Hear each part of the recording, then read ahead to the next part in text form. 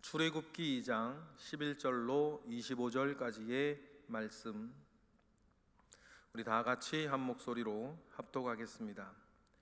모세가 장성한 후에 한 번은 자기 형제들에게 나가서 그들이 고되게 노동하는 것을 보더니 어떤 애굽 사람이 한 히브리 사람 곧 자기 형제를 치는 것을 본지라. 좌우를 살펴 사람이 없음을 보고 그 애굽 사람을 쳐 죽여 모래 속에 감추니라. 이튿날 다시 나가니 두 히브리 사람이 서로 싸우는지라. 그 잘못한 사람에게 이르되 내가 어찌하여 동포를 치느냐 하매 그가 이르되 누가 너를 우리를 다스리는 자와 재판관으로 삼았느냐? 내가 애굽 사람을 쳐 죽인 것처럼 나도 죽이려느냐? 모세가 두려워하여 이르되 일이 탈로 되었도다. 바로가 이 일을 듣고 모세를 죽이고자 하여 찾는지라. 모세가 바로의 낯을 피하여 미디안 땅에 머물며 하루는 우물 곁에 앉았더라. 미디안 제사장에게 7딸이 있었더니 그들이 와서 물을 길어 구유에 채우고 그들의 아버지의 양떼에게 먹이려 하는데 목자들이 와서 그들을 쫓는지라. 모세가 일어나 그들을 도와 그 양떼에게 먹이니라. 그들이 그들의 아버지 루엘에게 이르되 아버지가 이르되 너희가 오늘은 어찌하여 이같이 속히 돌아오느냐? 그들이 이르되 한 애굽 사람이 우리를 목자들의 손에서 건져내고 우리를 위하여 물을 길어 양떼에게 먹였나이다. 아버지가 딸들에게 이르되 그 사람이 어디에 있느냐? 너희가 어찌하여 그 사람을 버려두고 왔느냐? 그를 청하여 음식을 대접하라 하였더라.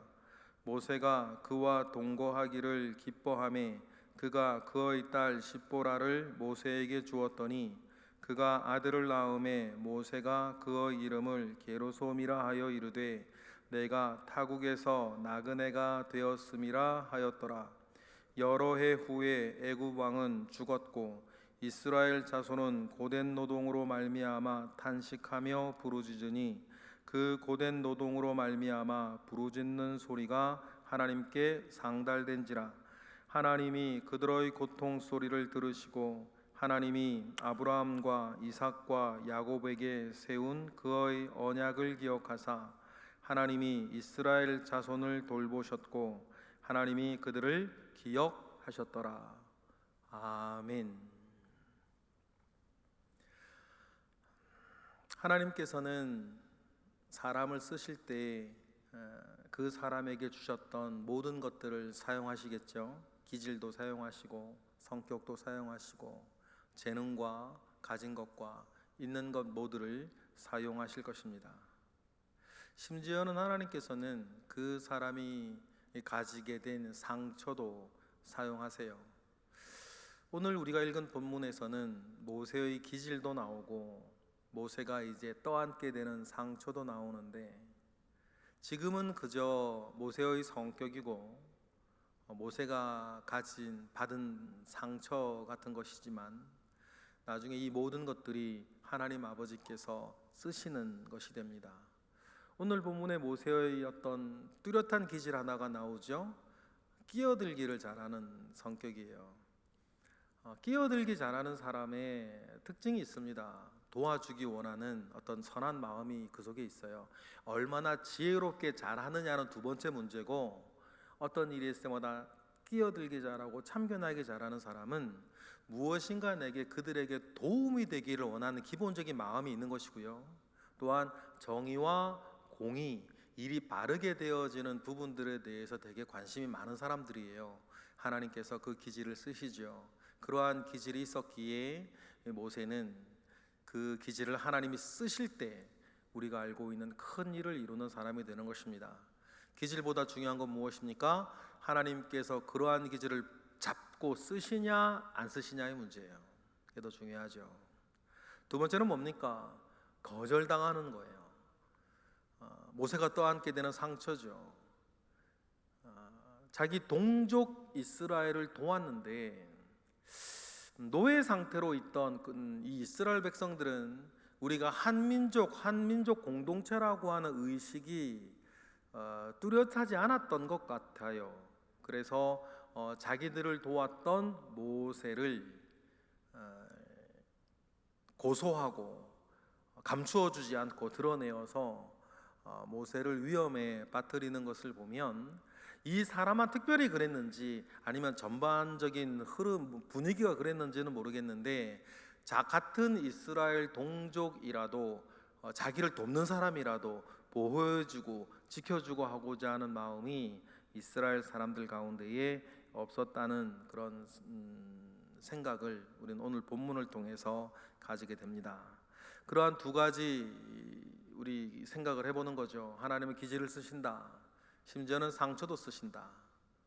그러나 그것이 드러나서 어려움을 자초하기도 하고 상처를 안게 될 때는 쓰라리기도 하지만 하나님께서는 쓰신다는 거예요. 그것을 우리가 기억을 하고 오늘 본문을 우리 들어가 보겠습니다. 바로의 왕궁에서 모세는 왕자로서의 교육을 받으며 자랍니다. 바로의 이 왕궁에서 있는 그 교육은 보통 12년 정도 진행이 된다 그러죠. 12년 정도 진행이 딱 되어지면 거기 많은 것들을 배우게 될 거예요. 군사적인 것도, 지리적인 것도, 언어적인 것도, 문화와 역사적인 그런 모든 부분들, 심지어 종교적인 것들도 배우겠죠. 그런데 친어머니 손에서 자라서 그런지 모세는 자기가 애굽인으로서의 정체성을 가지고 있지 않았고, 모세는 자기가 이스라엘 히브리 민족이라고 하는 정체성 속에서 자랍니다. 왕자의 신분이었으나 이스라엘 히브리 민족이라고 하는 정체성 가운데에 자라게 하시죠. 여러분, 이것이 하나님의 섭리 아니겠습니까? 그 당대 최고의 교육을 받게 하였지만 민족 이스라엘을 영도해 나아가는 지도자로도 커야 하니 이것은 하나님께서 그러한 사람을 키워내기 위해서 하나님이 주신 섭리이다라고 우리밖에 말할 수밖에 없죠. 그런 모세가 장성한 후에 이제 밖을 나갑니다. 11절이죠. 읽어보겠습니다. 모세가 장성한 후에 한 번은 자기 형제들에게 나가서 그들이 고되게 노동하는 것을 보더니 어떤 애굽 사람이 한 히브리 사람 곧 자기 형제를 치는 것을 본지라 라고 되어 있어요. 히브리라고 하는 말은 건너온 자라고 하는 뜻이에요. 건너온 자라고 하는 히브리 사람, 히브리죠. 히브리 사람이라고 하는 이 사람들이 자기 민족의 정체성이 아직 이스라엘 이런 단어는 아직 없으니까 이런 단어는 있었지만 우리가 이스라엘 민족이다 이런 느낌은 없었고 히브리 사람이라 이렇게 불리워졌던 거죠. 근데 애굽 사람이 일을 하는 히브리 사람을 치는 것을 보고 모세가 분을 일으키죠. 참견하기 좋아하는 기질이 있어요. 모세가 혈기에 욱해서 히브리 사람을 치는 애굽인을 쳐 죽인 것은 아닙니다. 나름 신중하게 해요. 그래서 어떻게 합니까? 12절에 보니까 좌우를 살핍니다. 그리고 사람이 없음을 보고 그 애굽 사람을 쳐 죽이죠. D.L. 무디의 말처럼 모세는 지금 내가 무엇인가를 할 수 있는 사람이다. 난 애굽의 왕자고 히브리 사람으로 지금 이렇게 억압받고 있는 히브리 사람들을 위해서 마치 독립투사와 같이 민족주의자 같이 나는 무엇인가를 할 수 있는 사람이라고 하는 의식을 가지고 있어요. 그래서 D.L. 무디는 I'm somebody의 시절이다. 내가 바로 그 사람이다의 시절이라고 말하기도 합니다. 그렇게 해서 일이 이게 넘어가는 것처럼 보았어요. 모세가 이튿날 또 나갑니다. 23절에 보니까 이튿날에 또 나가니까 이제는 어떤 일이 벌어져요? 히브리 사람들끼리 싸워요. 히브리 사람들끼리 싸우는 것을 보고 모세가 말리죠. 어찌하여 너희들끼리 싸우냐? 지금 우리들끼리 지금 싸울 때냐? 지금 애굽을 어떻게 상대해서 우리가 이런 안 좋은 어떤 상황 가운데에서 우리가 벗어날지를 생각해야지 왜 우리들끼리 싸우냐라고 동족들끼리 싸우는 그 일에 모세가 참견을 합니다. 참견 잘하는 성격이에요, 모세는. 그때 히브리 사람 하는 말이 14절 아닙니까? 14절 읽어보겠습니다. 시작. 그가 이르되 누가 너를 우리를 다스리는 자와 재판관으로 삼았느냐? 내가 애굽 사람을 죽인 것처럼 나도 죽이려느냐? 모세가 두려워하여 이르되 일이 달로 되었도다. 이렇게 생각하는 거죠. 그러니까 이 히브리 사람들은 어제 모세가 살려준 그 사람과 동일 인물 같지는 않아요. 그 주변에 있던 사람들이나 어제 있었던 그 일들이 사람들 가운데 이야기가 되어졌겠죠. 그런데 아무리 싸우던 사람들이 감정이 격양되어 있다 하더라도 이 히브리 사람들은 모세가 어제 한 일들을 자기들을 위해서 한 고마운 일들로 받아들이지 않고 있었어요. 최소한 이 사람은. 그리고는 네가 뭔데 우리 일에 끼어드냐고 모세를 비난한단 말이에요. 그래서 이렇게 모세는 여기에서 상처를 안아요. 동포로부터, 같은 민족으로부터 거절되는 상처를 안죠. 이게 큰 상처가 됩니다. 그래서 여러분 40년 뒤에 모세를 하나님께서 떨기나무 아래 부르실 때에도 모세가 하는 이야기 가운데에 중요한 이야기 중에 하나가 뭐냐면, 내가 동포로부터도 거절당한 사람이고 동포도 설득하지 못한 사람인데 어떻게 같은 동포도 아닌 바로를 내가 설득하겠습니까? 라고 하면서 이때 동포들을 도왔던 일들이 있었음에도 불구하고 동포들로부터 거절당한 상처는 두고두고 모세의 상처가 돼요. 큰 상처를 입게 됩니다. 그러나 이 상처까지도 하나님께서 나중에는 쓰시게 되죠. 이 일이 그렇게 탄로가 되니까 15절에 보니까 이를 뭐가 들어요? 바로가 들어요. 그때 바로의 입장에서는 모세가 참 눈에 가시 같겠죠. 히브리인인데 바로의 궁에서 왕자로 자라있는 장성한 사람, 이 일 하나로 바로가 모세를 보호하려고 하지 아니하고 15절에 보면 바로 모세를 죽이려 들었던 것을 보면 바로와 모세 사이도 그렇게 좋은 사이 같지는 않아요. 그러니 모세가 어떻게 됩니까? 도망을 가죠. 우리 15절 읽어보겠습니다. 시작. 바로가 이 일을 듣고 모세를 죽이고자 하여 찾는지라. 모세가 바로의 낯을 피하여 미디안 땅에 머물며 하루는 우물 곁에 앉아 있습니다.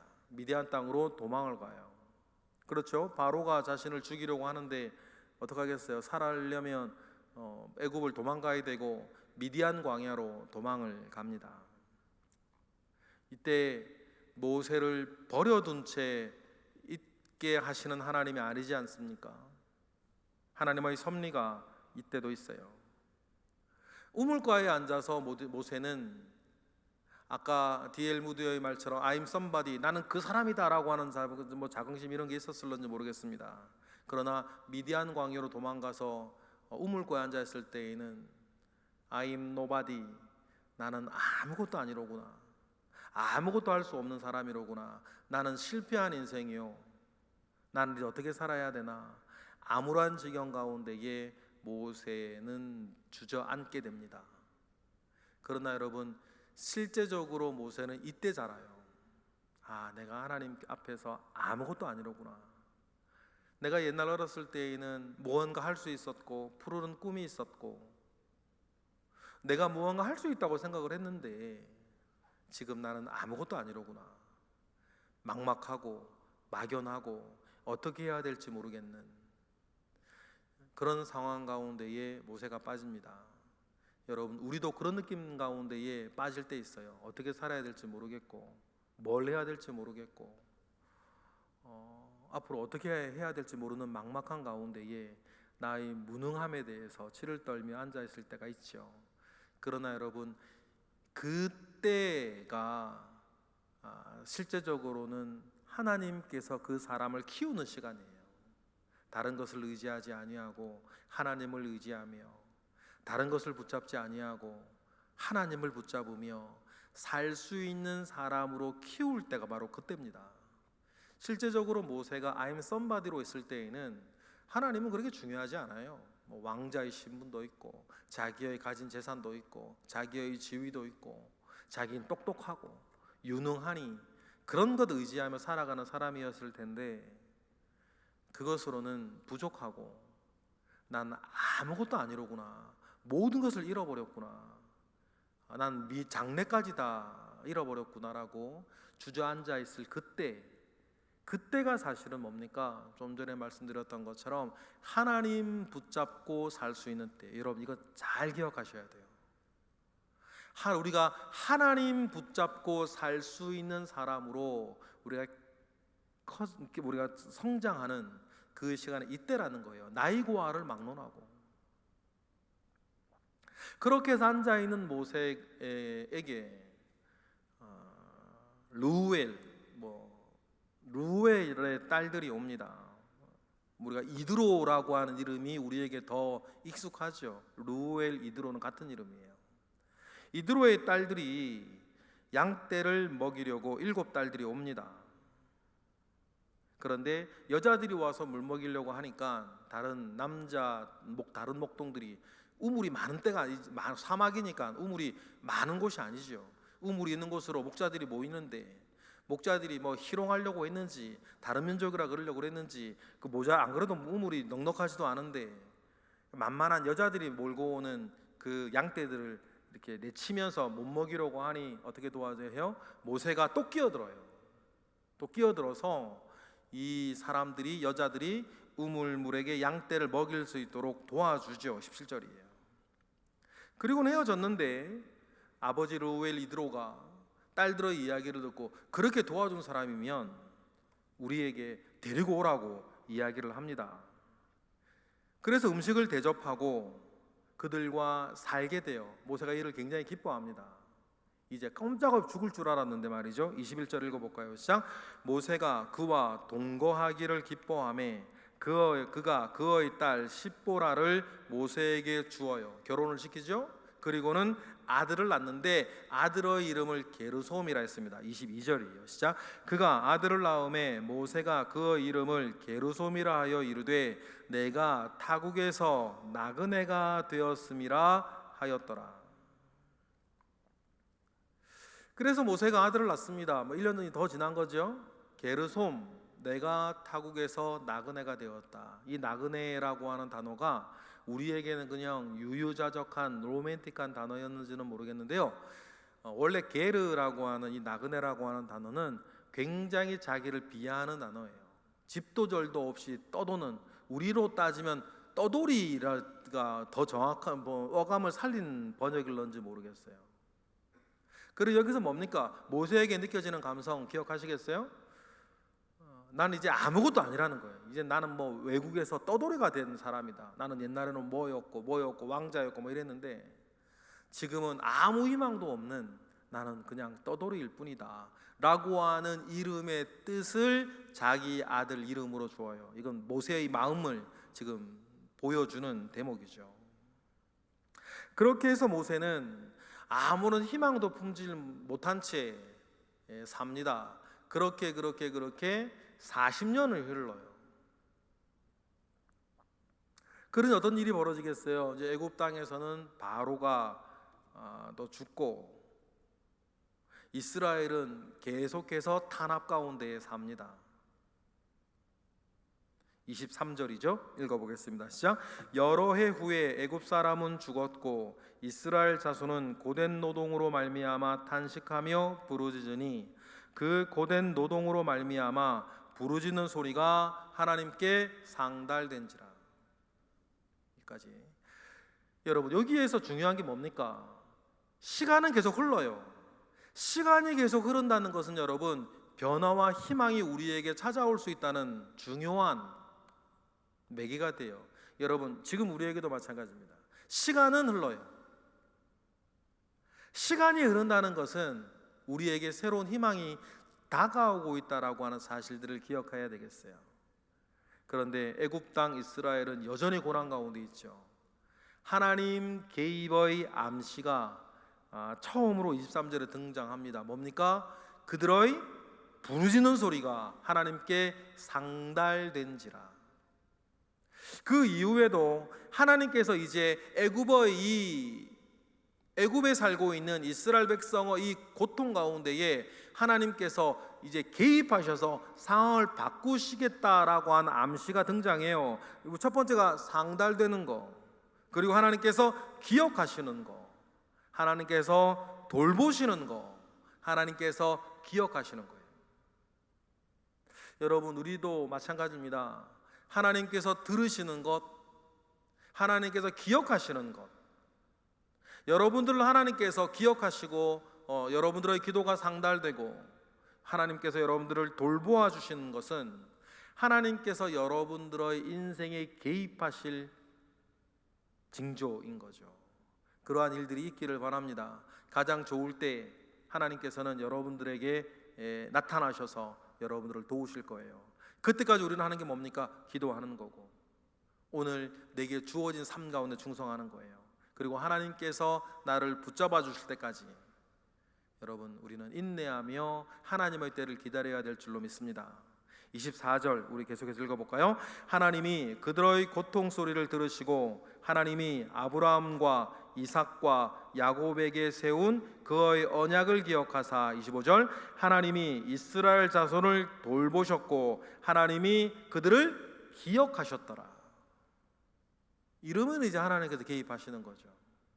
하나님께서의 개입은 I'm somebody, 난 정말 뭘 할 수 있는 사람이다, 자신감 넘쳐있던 모세를 I'm nobody, 나는 아무것도 아니로구나 라고 하는 그 지경까지 모세를 내리신 후에 이제는 모세도 하나님 붙잡고 난 아무것도 아니니까 하나님만 붙잡고 살아야 되겠구나라고 하는 마음을 가지고 있는 그 사람을 다시 애굽으로 보내시면서 고통 가운데에 있는 이스라엘 백성들을 건져내시는 하나님의 전체의 이 섭리가 그렇게 흐르고 있고, 하나님께서 사람을 낮추셨다가 높이시고 쓰시는 모든 영육간의 과정 가운데에서는 여러분, 이러한 과정이 누구에게나 있는 것이에요. 이러한 과정 뛰어넘고 쓰시는 사람은 없어요. 성경에 나오는 모든 사람 보세요. 아브라함 어떠세요? 이삭 어떠세요? 야곱은요? 요셉은요? 다윗은요? 모든 사람 보면 끌어내렸다가 다시 한번 쓰시는 거예요. 영적으로도 육적으로도. 그 인생의 큰 지경 가운데 그런 사이클이 있고, 큰 지경 가운데 안에 또 작은 그러한 사이클들이 매번 있어요. 여러분, 그때마다 하나님을 기억하고 하나님의 은혜를 기억하고 하나님의 섭리의 나를 맡기며 오늘 나에게 주어진 삶을 여러분 살아가시는 거예요. 그런 하나님이 여러분을 기억하사 여러분도 일으키시고 다시 세워주실 줄 믿습니다. 그 하나님께 나를 맡기고 사시는 저와 여러분 되시길 주님의 이름으로 축복합니다. 기도하겠습니다. 할렐루야. 하나님, 감사와 영광 올려드립니다. 하나님 아버지의 크신 은혜와 능력이 여전히 우리 가운데에 섭리하고 계심을 믿습니다.